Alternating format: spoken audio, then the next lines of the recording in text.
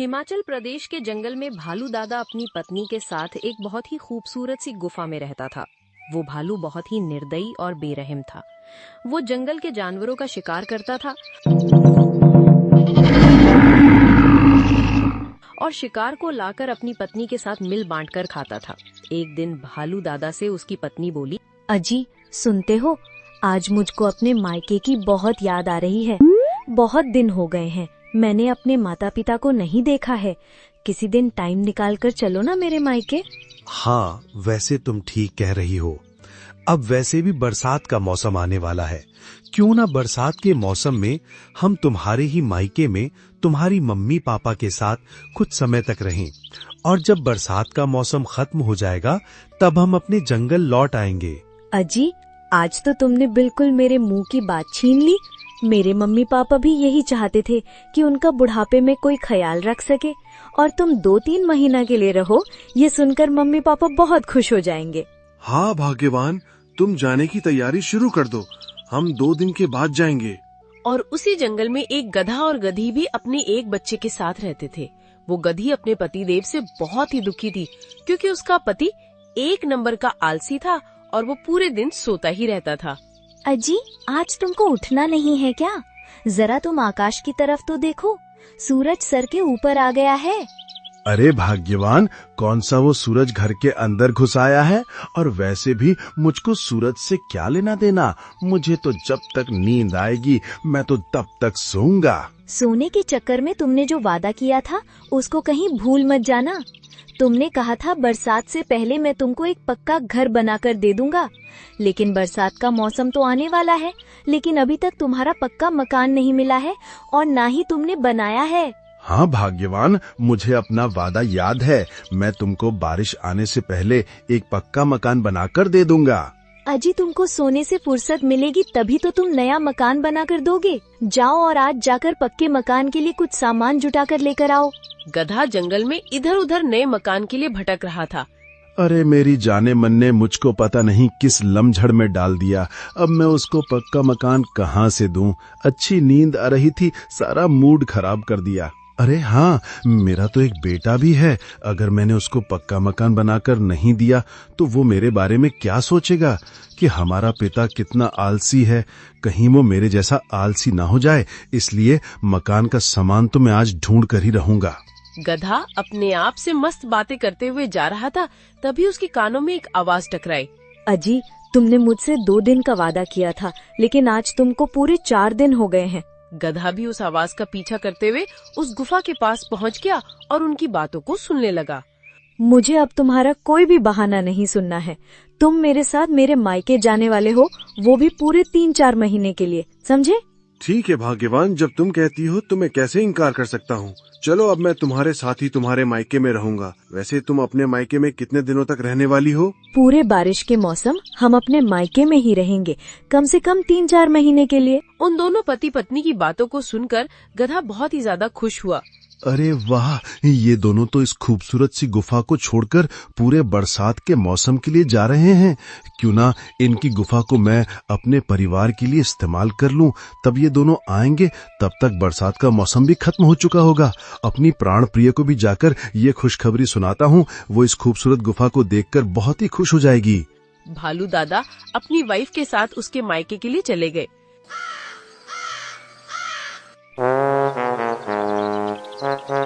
गधा खुश होता हुआ अपने बच्चे और पत्नी के पास गया। अजी, तुम तो खाली हलते हुए चले आ रहे हो। तुम मकान बनाने के लिए कुछ सामान जुटा कर लाने वाले थे, उसका क्या हुआ? नहीं मिला तुमको कुछ भी सामान? अरे भाग्यवान, सामान की बातों को छोड़ो, मैं तो तुम्हारे लिए पक्का मकान देखकर आया हूँ। एक बहुत ही प्यारी सी खूबसूरत सी गुफा है जो बिल्कुल खाली है। क्यों ना हम उसी में जाकर रहें? भला खाली गुफा हमारे जंगल में किस जानवर की हो सकती है? और बरसात का मौसम आने वाला है, ऐसे में कौन अपनी गुफा को खाली करके चला गया? वो गुफा उस खूंखार भालू की है। वो अपनी पत्नी के साथ उसके मायके में रहने के लिए गया है, और वो दोनों बातें कर रहे थे कि कम से कम 4-5 महीने में आएंगे। तब तक वो गुफा खाली ही रहेगी। क्यों ना हम उस गुफा में चले जाएं, बरसात का मौसम भी कट जाएगा। अगर वो भालू किसी दिन लौट आया तो वो हम दोनों को जिंदा ही चबा जाएगा। अगर वो भालू किसी दिन आएगा तब भी उसके लिए मेरे पास एक प्लान है। तुम जरा अपना कान तो मेरे पास करना, मैं तुमको बताता हूँ। गधा ने अपनी पत्नी को अपना प्लान बता दिया और वो दोनों गुफा में चलने के लिए राजी हो गए। गधा भालू दादा की गुफा में रहना शुरू कर देता है। जंगल में खूंखार भालू के ना होने की वजह से जंगल के सभी जानवर बहुत ही खुश थे। लो गधे भाई, तुम्हारे लिए और तुम्हारे बच्चों के लिए मीठे मीठे गन्ने लेकर आया हूँ। तुम इस गुफा को छोड़कर मत जाना।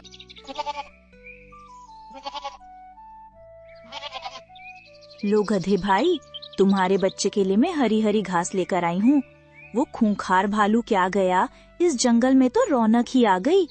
तुम इस गुफा का अच्छे से इस्तेमाल करना और हो सके तो तुम इस गुफा को कभी खाली मत करना। इसी तरह दिन गुजरते जाते हैं। गधे का परिवार गुफा में बहुत ही मजे से रह रहा था। कभी कभी बारिश होती है तो गधे का बच्चा काफी डर जाता है। अजी सुनो जी, मुझे बहुत ही डर लग रहा है। अरे, इतनी खूबसूरत गुफा में भी तुमको डर लग रहा है? क्यों? अगर किसी दिन वो खूंखार भालू आ गया तो क्या होगा? वैसे भी अब बारिश तो खत्म होने वाली है। अरे, तुम बेकार में चिंता कर रही हो। मैंने कहा ना, मेरे पास एक प्लान है और वो प्लान मैंने तुमको भी बताया है। फिर भी तुम डर रही हो। आने दो उस खूंखार भालू को। एक दिन जंगल में बहुत तेज तूफानी बारिश होती है। गधी और गधी का बच्चा बारिश बंद होने का इंतजार करते हैं। जंगल के सभी जानवर अपने अपने घरों में बारिश से बचने के लिए बैठे हुए थे और फिर सुबह हो जाती है। बारिश बिल्कुल थम चुकी थी। सभी जंगल में भालू के दहाड़ने की आवाज गूंजती है। अजी, ये दहाड़ तो उस खूंखार भालू की है। लगता है वो अपनी गुफा में वापस लौट रहा है। इससे पहले वो इस गुफा तक आ जाए, हमको कुछ न कुछ करना होगा। तुमको कुछ करने की जरूरत नहीं है। जब वो खूंखार भालू यहाँ पर आए तब वही तरकीब करना जो मैंने तुमको कान में बताई थी। ठीक है जी, तुमने जैसा बताया था मैं वैसा ही करूँगी। फिर वो खूंखार भालू यहाँ से अपने आप चला जाएगा। भालू की खूंखार दहाड़ से जानवरों में डर सा बैठ गया और वो इधर उधर भागने लगे। तभी जंगल में भालू के दहाड़ने की आवाज आती है। भालू दहाड़ता हुआ अपने गुफा की ओर जा रहा था। गधा अपने परिवार के साथ उस गुफा में अंदर ही था। तभी गुफा में से गधी के चिल्लाने की आवाज आने लगती है। अजी सुनते हो? जल्दी से हमारे बच्चे के लिए भालू का ताजा मांस लेकर आओ। हमारा बच्चा बहुत ही भूखा है। आज तो मेरे बच्चे को पक्का भालू का ही ताजा मांस खाना है। अरे, तुम चिंता क्यों करती हो? मैं यूं गया और कान पकड़कर भालू को अभी लेकर आता हूँ। फिर उस भालू का ताजा मांस बच्चे के साथ साथ मुझको भी खिलाना और तुम भी खाना। सेहत के लिए बहुत ही फायदेमंद होता है। हाँ, तुम जाओ और जल्दी से भालू का मांस लेकर आओ ना। उनकी बातों को सुनकर भालू काफी डर जाता है। पता नहीं ये किस जानवर का बच्चा है जो भालू का मांस खाता है। बच्चे के साथ साथ पूरा परिवार ही भालू का मांस खाता है। यहाँ मेरी जान को खतरा है। मैं यहाँ से जल्दी से भाग जाता हूँ। भालू जंगल से जाने लगता है। तभी उसको एक चुगलखोर बकरी मिल जाती है। बकरी भालू को गधे की सारी बात बताती है, लेकिन भालू को बकरी की बातों पर विश्वास नहीं होता। ठीक है, मैं तुम्हारे साथ चलती हूँ, फिर तुमको मेरी बात पर यकीन हो जाएगा। ठीक है, वैसे तो मेरा जाने को दिल नहीं कर रहा, पर तुम कहती हो तो चला जाता हूँ। अगर तुमने मुझको फंसवा दिया तो मैं तुमको ही मार दूंगा, समझी? जी भालू दादा, मैंने अपनी आँखों से गधे को आपकी गुफा में रहते हुए देखा है, वो भी उसके पूरे परिवार के साथ। वो दोनों गुफा की तरफ आते हैं। गुफा की तरफ आते हुए उनको गधी ने देख लिया और जाकर गधे को बता देती है। गधा फिर से नई तरकीब का इस्तेमाल करता है। सुनो जी, मैं अपने बच्चों को लेकर अपने मायके जा रही हूँ। वहाँ जाकर अपने बच्चों को भालू का ताजा नरम मांस खिला दूंगी। अरे भाग्यवान, तुम थोड़ा तो सब्र करो। मैंने एक बकरी को भेजा है, वो भालू को लेकर आती ही होगी। फिर पूरा परिवार भालू की दावत उड़ाएगा। धोखेबाज बकरी, तू मुझको यहाँ लाकर मरवाना चाहती है। लगता है तू भी इस खतरनाक जानवर से मिली हुई है। आज मैं तुझको जीवित नहीं छोड़ूंगा। बकरी भालू से जान बचाने के लिए भागती है, लेकिन भालू दादा उसको जान से मार देता है और इस तरह बकरी की चुगलखोरी की सजा उसको भालू के हाथों से मिल जाती है। गधे की समझदारी से भालू उस जंगल को छोड़कर चला जाता है। शीतलपुर नाम के एक जंगल में 3 बकरे रहा करते थे। वो तीनों बहुत ही चालाक, समझदार और होशियार थे। वो एक नदी के पास घास वाली पहाड़ी प्रदेश में रहा करते थे। सबसे छोटा था। छोटा चालाक बकरा बीच वाला था समझदार बकरा और सबसे बड़ा था होशियार बकरा। उनको पूरा दिन मीठी हरी घास खाना बहुत ही पसंद था। वो तीनों नदी का ठंडा पानी भी पिया करते थे। वो तीनों दिन भर खाते खाते और बस खाते ही रहते थे। जल्द ही उनको पता चला कि वो जिस पहाड़ी पर रहते हैं उन्होंने वहाँ की घास को खाकर खत्म कर दिया है। इस घास को तो हमने खाकर खत्म कर दिया। अब हम तीनों भाई क्या खाएंगे? तुम चिंता क्यों करते हो छोटे बकरे भाई? तुम जरा नदी की दूसरी तरफ तो देखो। वहाँ पर हरा भरा घास का बहुत बड़ा मैदान है जहाँ पर बहुत ही मीठी मीठी घास उगी हुई है। हम वहाँ पर जाएंगे और पेट भरकर खूब सारी घास खाएंगे। तुमने बिल्कुल ठीक कहा बीच वाले बकरा भाई। उस घास के मैदान तक पहुँचाने के लिए हमको इस नदी का एक पुल पर करना है बस। उस तरफ बहुत ही रसीली और मीठी घास है खाने के लिए। लेकिन उस पुल को पार करना इतना भी आसान नहीं था, क्योंकि उस पुल के पास एक बहुत बूढ़ा और बहुत ही अक्लमंद शेर रहता था, जो पुल को पार करने वाले जानवरों को अपना शिकार बनाता था। उन बकरों की भी भूख दिन व दिन बढ़ती जा रही थी। हम तीनों में से सबसे पहले उस पुल को पार कौन करेगा? बड़े बकरा भाई, मेरे हिसाब से हम तीनों भाइयों में से सबसे पहले छोटे बकरे भाई को पुल पर करना चाहिए। उसके बाद पुल को मैं पार करूंगा और सबसे अंत में आप पुल को पार करना चाहिए। हाँ बीच वाले बकरे भाई, तुम्हारा ये विचार मुझको बहुत ही पसंद आया। छोटे बकरे भाई, जाओ और तुम पुल को सावधानी से पार करो। बड़े भाई का आदेश मिलते ही छोटा बकरा भाई पुल पार करने के लिए जाता है। वो धीरे धीरे पहाड़ी से नीचे उतरने लगा। टिप टॉप उसके नाखून लकड़ी के पुल पर आवाज कर रहे थे। मेरे पुल पर कौन आवाज कर रहा है? लगता है बहुत दिनों के बाद कोई इस पुल को पार करके जा रहा है। आज तो मैं पेट भर के खाऊंगा। और वो शेर छलांग लगाकर छोटा बकरा भाई के पास आ गया। अरे तू तो बड़ा कमजोर सा जानवर है, तुझसे तो मेरी भूख भी नहीं मिटेगी। चल बता, कौन है तू? मैं हूँ सबसे छोटा बकरा भाई और मैं उस तरफ की मीठी घास खाने के लिए जा रहा हूँ। तुम इस नदी को पार नहीं कर सकते क्योंकि मैं अब तुमको खाने वाला हूँ। छोटा बकरा भाई बहुत ही डर गया, लेकिन वो बहुत ही चालाक और होशियार बकरा था। देखो शेर, तुम मुझको मत खाना। मैं अपने भाइयों में सबसे छोटा बकरा हूँ।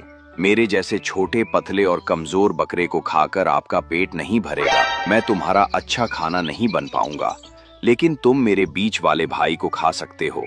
वो आ ही रहा है। वो मुझसे बड़ा और मोटा भी है। क्या सच में तुम्हारा भाई तुमसे तगड़ा और मोटा है? हाँ, वो सच में मुझे बड़ा और बहुत ज्यादा चर्बी वाला है। तुम उसको खा सकते हो। ठीक है, तो फिर तुम इस पुल को पार कर सकते हो। भूखा शेर दुखी मन से पुल के नीचे चला गया। वो छोटा बकरा टिप टॉप करके बचा हुआ पुल पार करके बड़े घास के मैदान में पहुंच गया। नदी के दूसरी तरफ खड़े उसके दोनों भाइयों ने देखा कि छोटा बकरा भाई पुल पार करके सुरक्षित पहुंच गया है। अब मैं पुल पर करूंगा। जैसे ही उसके बड़े भाई ने अपनी गर्दन हिलाई तो वो पुल पर करने के लिए चला गया। वो भी पहाड़ पर से टिप टॉप करता हुआ निकल पड़ा। उसके भी नाखून लकड़ी के पुल पर आवाज करने लगे। लगता है कोई मेरे पुल को पार कर रहा है। फिर उस बूढ़े से ने उस पुल पर दोबारा से छलांग लगाई। मैं हूँ बीच का बकरा भाई।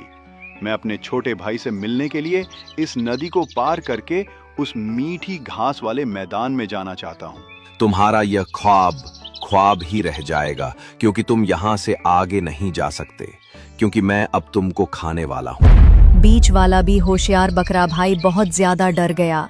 वो भले डर गया हो, लेकिन वो अपने छोटे वाले भाई की तरह बहुत ही चतुर था। वो बोला, तुम मुझे कहा तो सकते हो, लेकिन तुम एक गलती कर रहे हो। गलती? क्या गलती कर रहा हूँ मैं? अगर तुम थोड़ी देर और इंतजार कर लो तो मेरा बकरा भाई भी इस पुल को पार करने के लिए आ रहा है। फिर तुम उसको अपना भोजन बना सकते हो। वो हम सबसे बड़ा है और वो बहुत ही ज्यादा बड़ा है।